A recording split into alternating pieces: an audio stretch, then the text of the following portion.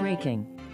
And I'm going to wrap this up quickly. My fear is that you're not addressing the issue. The issue is the reason we love Nelson Mandela is because he made a deal with the white elites, the power structures, the De Beers, the Oppenheimers, to remain in power, and he wouldn't touch their wealth, he wouldn't share their wealth, and that's why we in England love him, because the press tells us to. He betrayed the people of South Africa. And I'm frightened that unless you actually address the fact that the laws of South Africa doesn't make the corporations share the wealth as the Freedom Charter of 56 demands, my fear is nothing will change.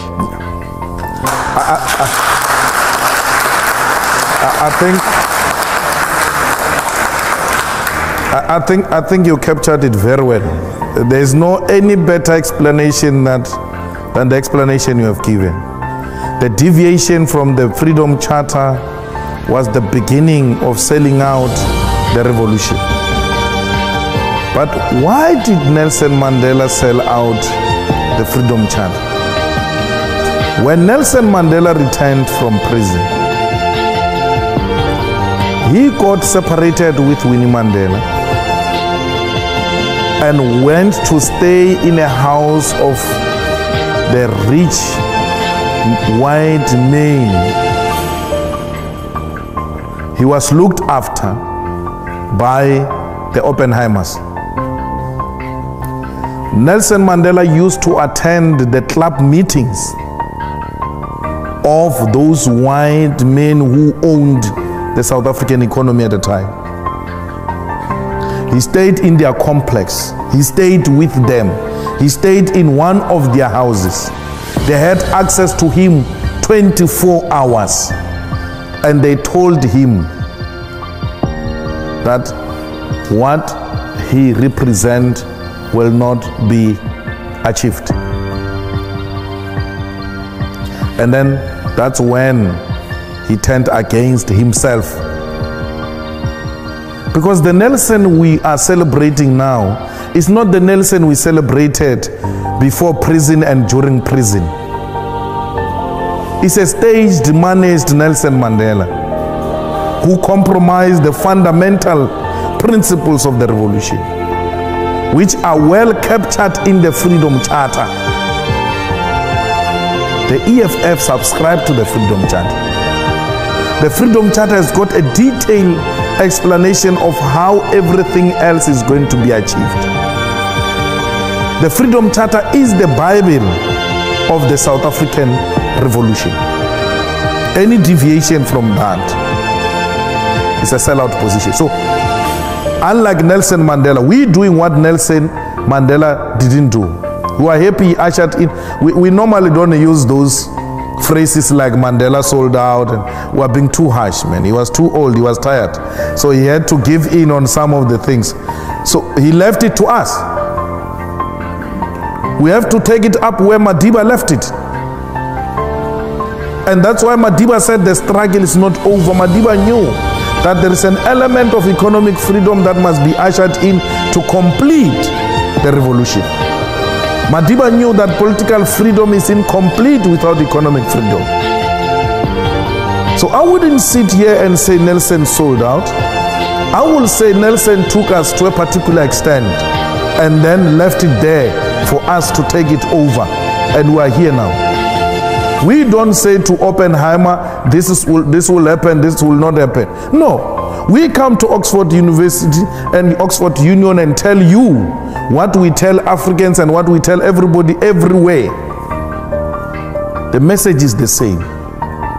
We want the total implementation of the Freedom Charter. Those kids who demand free education, they are demanding the implementation of the Freedom Charter. Those who say let's share in the wealth of the country, they are demanding the implementation of the Freedom Charter. I said to you when I started, we are just continuing with the legacy of great African leaders who came before us. We're not going to compromise like Madiba did. We had, perhaps it was necessary to have a cooling off period. We cooled off for far too long, 21 years.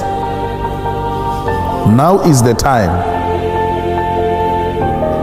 to stand up and continue with the road towards economic freedom. It is possible. It is going to happen. The most reactionary institutions in South Africa, like universities, are beginning to listen. Well, those are the most arrogant institutions. They will tell you we're independent, we don't listen to those things, academically doesn't make sense, and then they shut down everyone. They're being made to listen. Government in South Africa is listening.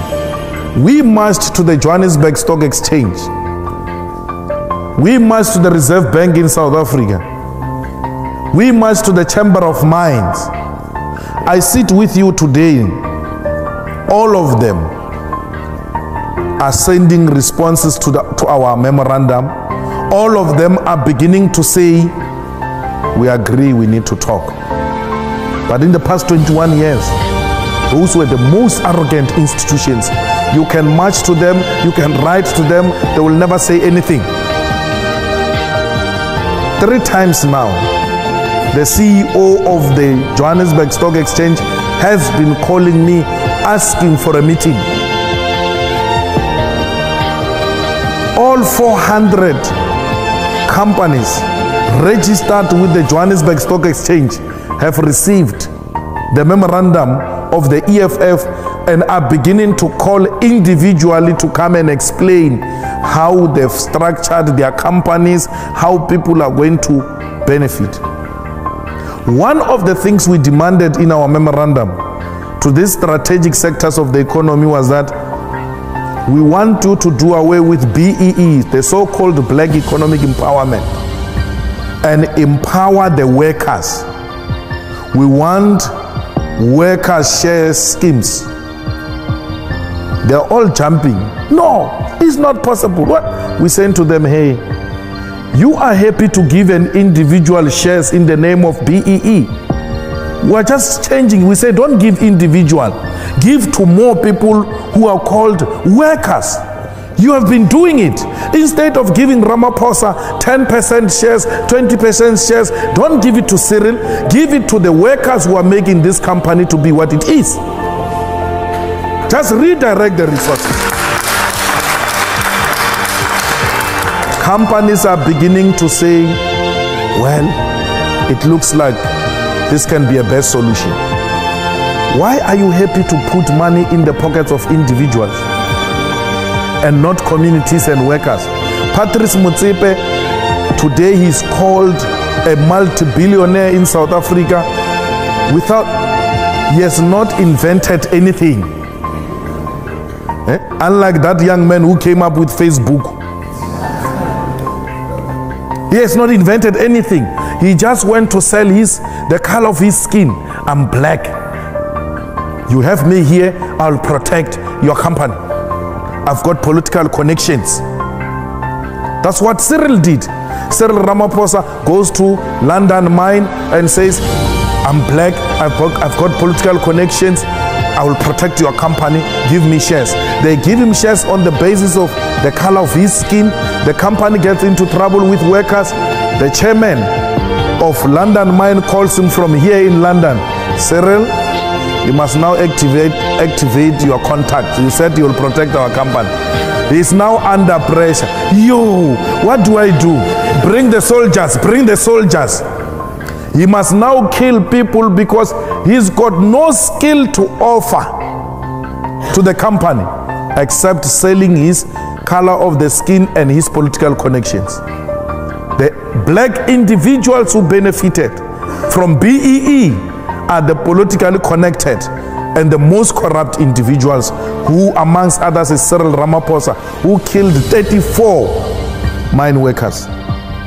Now, we say to them, imagine these billions in the pocket of one individual. If those billions were shared amongst workers, you increase the buying power. And once you increase the buying power, Then you have increased demand. There must be doubling of production. You can't double production with the same staff complement. You have to hire more. That will lead to job creation, will defeat unemployment. We need to put more money in the pockets of the workers. That is the most practical and effective way of redistributing the wealth in South Africa. More money in the pocket of the workers through their salaries, through their shares. That will do away as well with unnecessary industrial actions, which leads to serious losses in the companies. Why would workers go on strike if they know that last year each one of us got 60,000 through dividends, and we're told that if we double that, we're going to get 120,000? No one will sleep. They will all work for their money. And when a union leader who's obsessed with stealing workers' money through union subscription comes and mobilizes them for strike, they will tell him, oh, hey, wait, that strike is going to affect the dividends. Because with those dividends, workers will do a lot of beautiful things. You must just see what they do with their 13th check, bonuses. Imagine they get bonuses and they still get dividends. You tell them to go on strike, you will be speaking a foreign language to them. They won't understand you. They will never agree to go into unnecessary industrial action. You have resolved production, you have resolved unnecessary industrial action, you have increased production. Let workers benefit from this wealth of South Africa. And there's no corruption there. We don't say BEE or individuals. No, we are not going to benefit anything as individuals. The money goes directly into the bank of a worker, not through any politically connected. You pay them dividends the same way you pay them salaries, same account number. You are guaranteed this money will not be reduced by a middleman in between called a trustee or anything of that sort. Workers themselves directly own the shares in the companies. And people are saying, look, this is the best way we can resolve a problem of inequality in South Africa. Richard, I will go to Henry Ford. Richard Branson says, you don't have to worry about customers. Just take care of your workers. They will take care of customers. Once your workers are happy, there is no customer that can come here and say, I'm not receiving a proper service. And once your company provides a proper service, it will always have customers. Henry Ford in Germany, in America, when I was speaking to the Germans in South Africa, I was giving them an example of Henry Ford when he started Ford. I said to them, Henry Ford established Ford and said to its management, we have to pay these workers very well, because these workers must be my first customers. I shouldn't go around saying I'm looking for customers when I've got so many people working for me. These are the immediate customers. Then once these ones buy cars, the rest will follow. You've got people in South Africa who assemble German cars, Benz, BMW, VW. They cannot afford to buy the cheapest Tata. Leave those things they're assembling. Tata, Kia, the smallest and cheapest cars in South Africa. The people who assemble cars can't afford to buy those cars. And then you go around saying there is no market in South Africa, people are not buying it. How will they buy if you don't put money in their pocket? Have the same workers of BMW affording to buy BMW. They will not just afford to buy BMW, they will go and market that BMW themselves.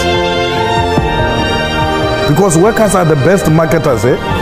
They go around speaking good about their company and attract people to come and buy BMW. There's no market because you are not paying them well. Pay your workers. That's what we're saying to the companies. Pay your workers. They will look after you. They will look after your product.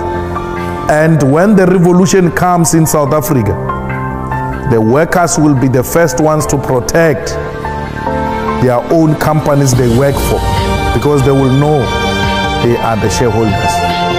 We shouldn't have workers as the first ones to destroy companies because they think these companies are useless, don't even add value in their lives, they are exploiting them.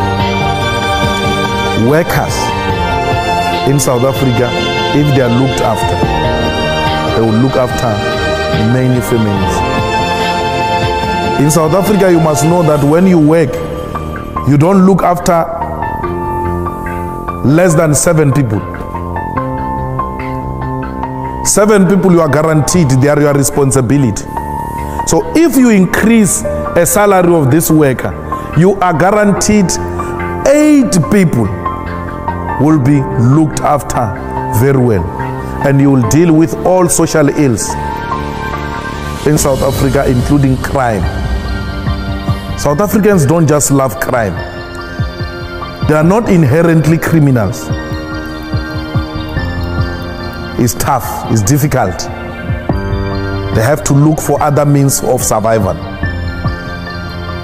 That's why they resort to dangerous things like committing crime. Once they are looked after, once their parents are looked after, once we reduce child-headed families, we are guaranteed of a peaceful South Africa. All these things we are asking for will lead to a situation where white people demolishes walls in their houses. All these things will lead to white people enjoying the beauty of their gardens. Because as it were now, they live in high walls, scared that they will be attacked by criminals anytime. Why would you be scared that a white person is going to attack you or a rich person is going to attack you? Therefore you are building a high wall because you are scared of a rich person. No, you can't be scared of a rich person. You are scared of the poor. And you know they will come looking for what you have in the fridge and they don't have at home. That's why you are forever living in fear. You want to enjoy the beauty of your gardens. You want to enjoy the beauty of your house. Let's look after each other. There will not be a need for township people to come and steal in the suburbs of South Africa. That happens because even those who are working can't afford survival. I mean, these people who come and work for you in this house in the suburbs and you pay them peanuts, they are the ones who see all the beautiful things in your house. They are the ones who know the entrances into this house. They are the ones who know that today you are going for a holiday. They are the ones that know that you buy special grocery for your dog, yet you don't give them enough to go and feed their families, not dogs, families. Those are the people who need to be looked after. All of us will live in South Africa as a one big happy family.